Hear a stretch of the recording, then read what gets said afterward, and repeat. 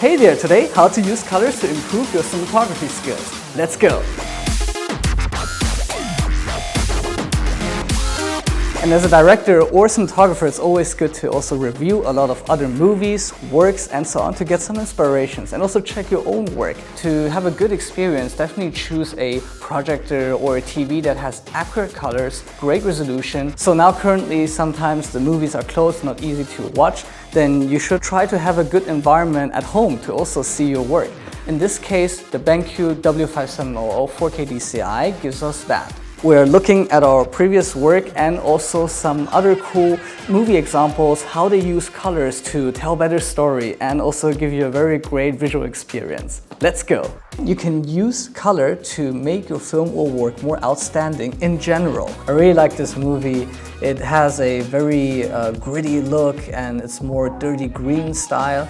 It very suits to the genre of this movie and also the story, of course. It is showing a dystopian world and is also very digital and very old CMD command prompt style kind of hacking look, so it takes a green tint with it. Up next, we got the Grand Budapest Hotel, a very great work by Wes Anderson. So this one has more like a magenta look, a very relaxing, very fun, comedy-like, and suits very much to the characters inside. Then we got Mad Max. This one is also really cool. It has a desert orange look. It suits very much to the environment that film is showing. The energy inside is very strong, very hot. You kind of get it across with this very warm orange look. Guys, I have to tell you, this is crazy. This is actually my first time to see projector 4K in such a clean way. I can only say this experience is amazing and you should definitely stop watching this video on your phone. Try to put it on a computer, stream it up to a bigger size monitor. It's great. But of course, we shouldn't just use color to separate our work from others. We should use it in a more advanced way. So number 2, you can also use color to show different scenarios inside a movie, especially attached to the character. And the movie Limitless is a great example. Here you can see a clear difference between when our main character is taking the pill before and after. Before he takes his pill, we can see that his life is in a very degraded way.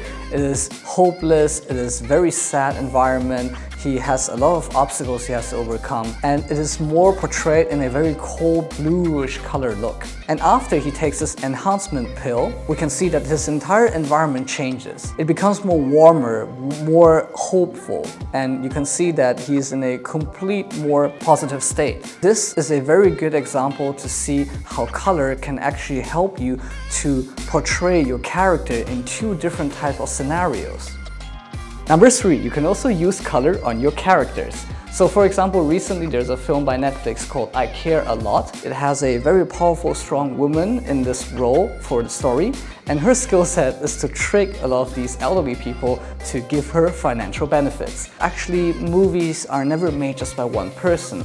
To get different types of colors in your film is not just about how you as a cinematographer color it at the end, but also in the pre-production, production phase, what you put inside the frame. So working with an art department, makeup, and also wardrobe is very crucial. You can let them know and let them help you. In this case, we can see the main actress has very saturated colors, as for example on her wardrobe or her props and so on, to make her more standing out and more powerful in contrast to the elderly people she wants to trick.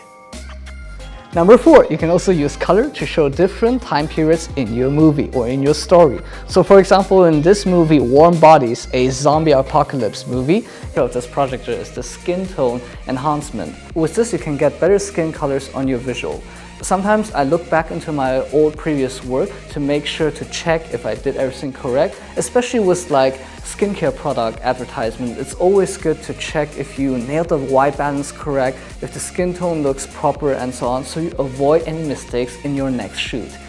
Number 5, you can also use colors like tags. When you look at the movie The Wolf of Wall Street, you will see that, for example, it has a lot of characters to portray. And you definitely want to make sure that the audience can remember most of the characters easy and also distinguish them very quickly. So one good example is you can see that Donnie Atzolf, this character, comes up in most of the scene with a a wardrobe that has a magenta or pink look to it. This is really great to immediately realize him and then putting him into the next scene and the next scene, and to follow along what this character is influencing in the story. This is a very great creative way to do, and always recommended to work with your wardrobe and art department to achieve it.